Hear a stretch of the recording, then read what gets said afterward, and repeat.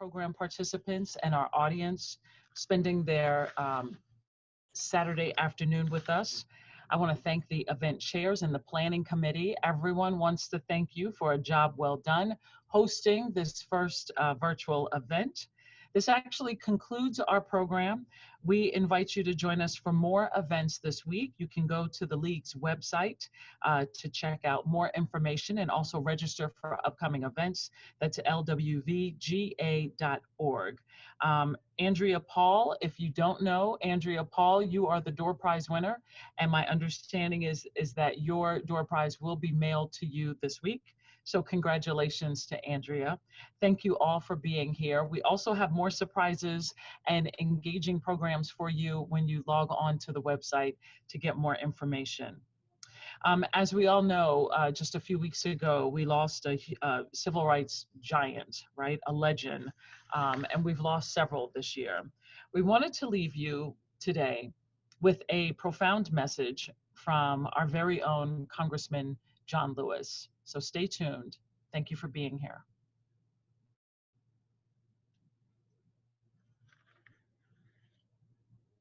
While my time here has now come to an end, I want you to know that in the last days and hours of my life, you inspired me.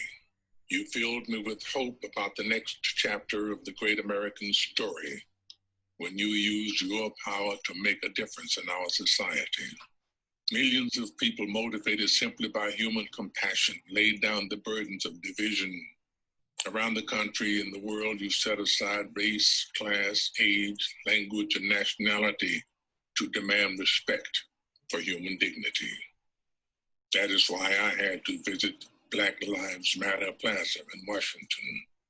Though I was admitted to the hospital the following day, I just had to see and feel it for myself, that after many years of silent witness, the truth is still marching on.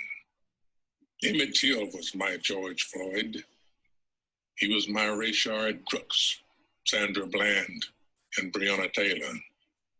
He was 14 when he was killed, and I was only 15 years old at the time. I will never, ever forget the moment when it became so clear that he could easily have been me.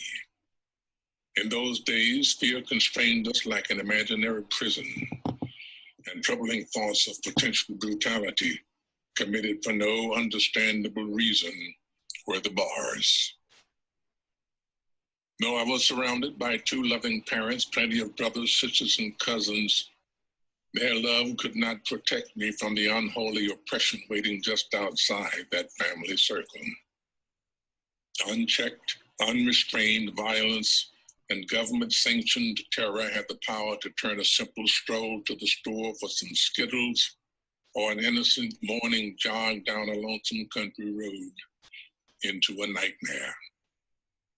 If we are to survive as one unified nation, we must discover what so readily takes root in our hearts that could rob Mother Emanuel Church in South Carolina of her brightest and best, shoot unwitting concert goers in Las Vegas, and choke to death the hopes and dreams of a gifted violinist like Elijah McClain.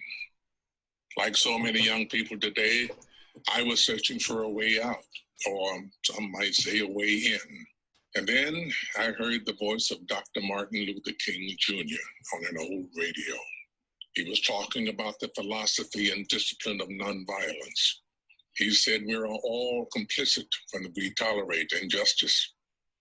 He said it is not enough to say it will get better by and by. He said each of us has a moral obligation to stand up, and speak out. When you see something that is not right, you must say something. You must do something. Democracy is not a state. It is an act. And each generation must do its part to help build what we call the beloved community, a nation and world society at peace with itself. Ordinary people with extraordinary vision can redeem the soul of America by getting in what I call good trouble, necessary trouble. Voting and participating in the democratic process are key. The vote is the most powerful nonviolent change agent you have in a democratic society. You must use it because it is not guaranteed. You can lose it. You must also study and learn the lessons of history because humanity has been involved in this soul-wrenching existential struggle for a very long time. People on every continent have stood in your shoes through decades and centuries before you.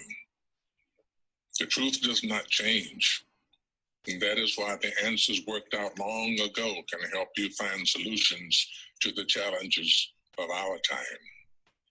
Continue to build union between movements stretching across the globe, because we must put away our willingness to profit from the exploitation of others. Though I may not be here with you, I urge you to answer the highest calling of your heart and stand up for what you truly believe. In my life, I have done all I can to demonstrate that the way of peace, the way of love and nonviolence is the more excellent way. Now it is your turn to let freedom ring. When historians pick up their pens to write the story of the 21st century, let them say that it was your generation who laid down the heavy burdens of hate at last, and that peace finally triumphed over violence, aggression, and war. So I say to you, walk with the wind, brothers and sisters, and let the spirit of peace and the power of everlasting